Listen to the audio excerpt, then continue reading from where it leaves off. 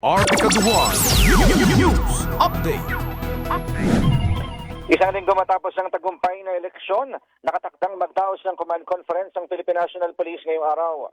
Sa impormasyon sa PNP Public Information Office, pangungunahan ni PNP Chief Police General Romel Marbil ang command conference, nadadaluhan naman ng mga regional director at iba pang matataas na opisyal ng PNP. Inaasahan na sa gagawing pulong magkakaroon ng reporting ang mga RD at mga unit commander sa naging latag ng seguridad at mga insidente na may kinalaman sa eleksyon na naitala sa kanilang Area of Responsibility o AOR.